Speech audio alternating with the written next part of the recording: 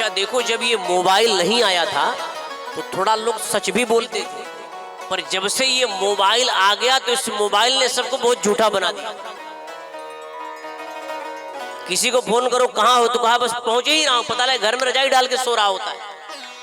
पहुंच ही गया तो कहा तुम तो आ रहे थे। अरे कहा यार जाम लग गया, रास्ते में जाम लग गया था, अब मैं क्या कर सकता। तो जब ये मोबाइल नहीं था तो थोड़ा लोग सच भी बोलते थे, पर जब से ये मोबाइल आ गया तो इतना इसने चतुर कर दिया लोगों को पूछो मत। तो नारद जी कह रहे सत्यम नास्ति तपश्शौचम, पवित्रता नहीं रही लोगों में। भगवान के द्वार में वही व्यक्ति जा सकता है जो पवित्र है, और पवित्र होकर ही जाना चाहिए। हृदय तुम्हारा पवित्र है कि नहीं ये बात अलग है, कब होगा ये उसको ही पता होगा।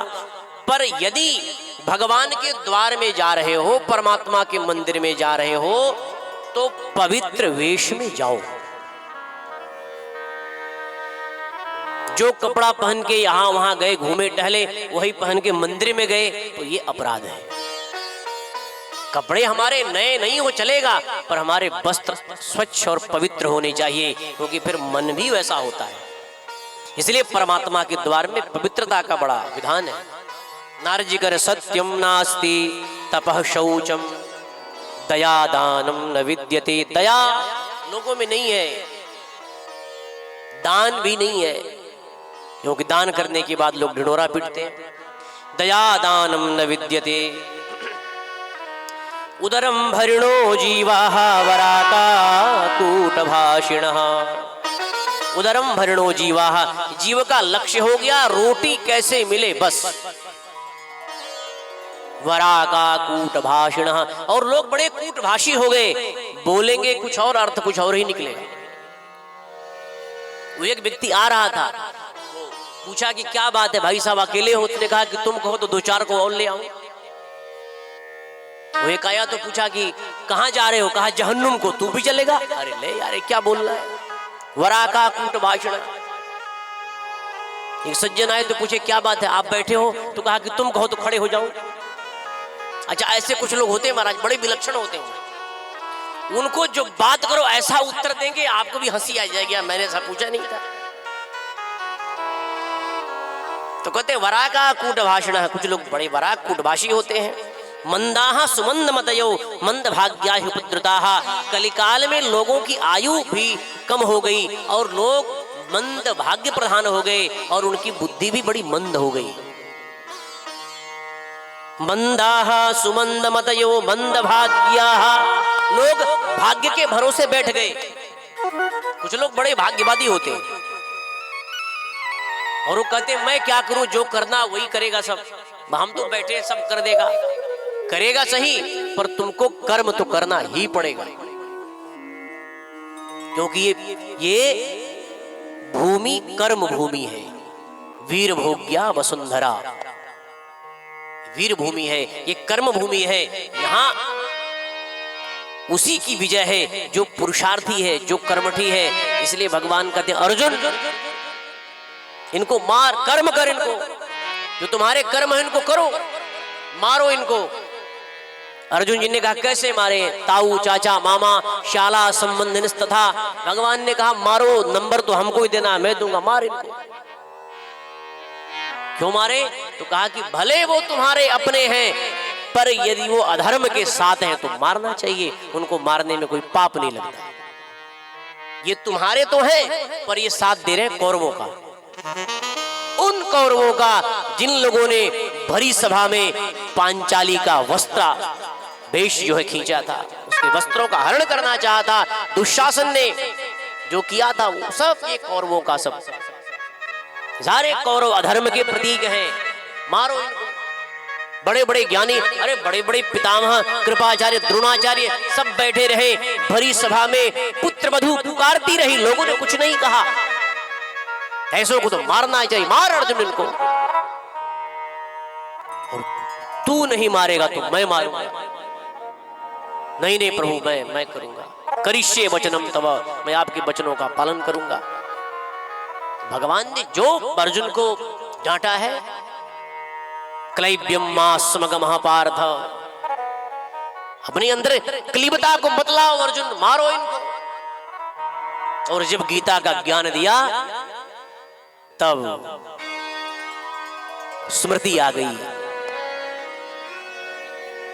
और आपके आदेश का पालन करूंगा। और जो आदेश का पालन किया है तो विजय श्री ने वर्ण किया।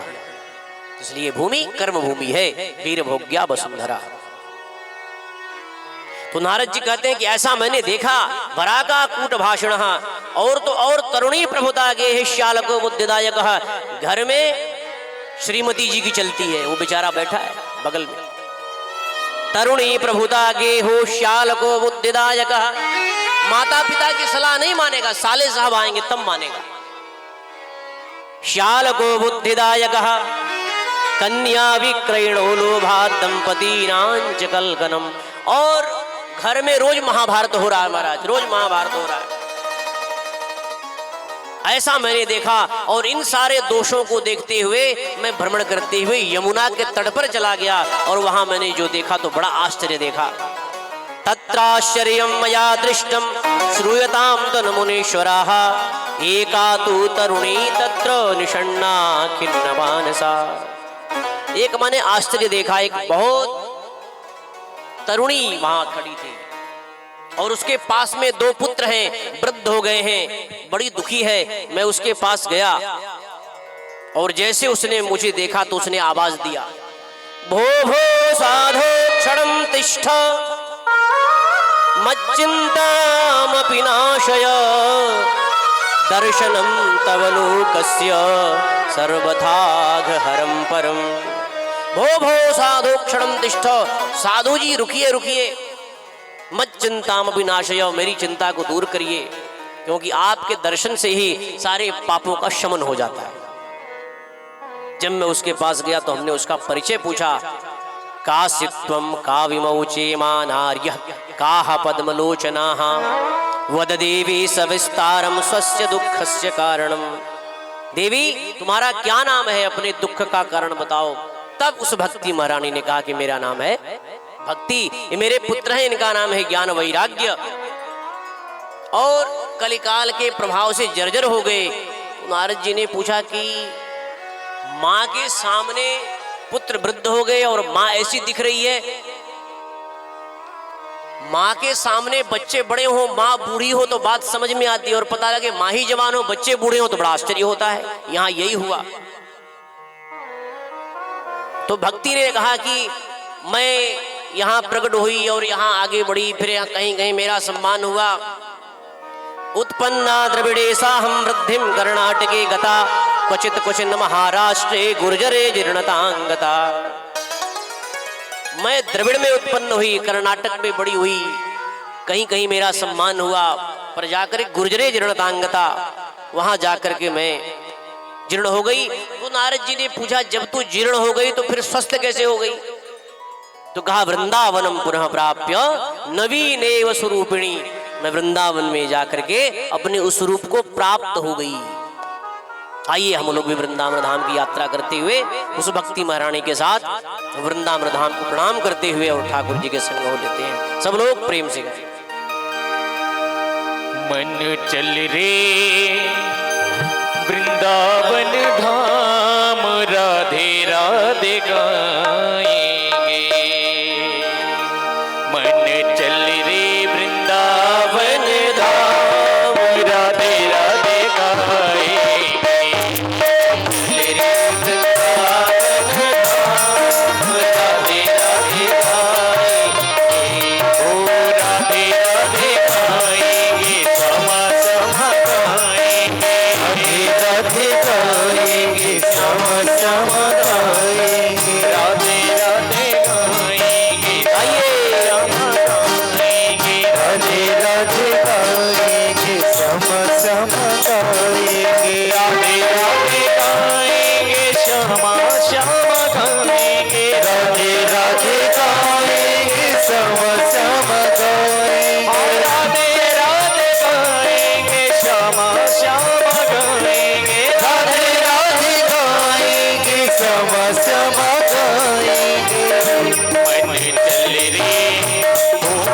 चल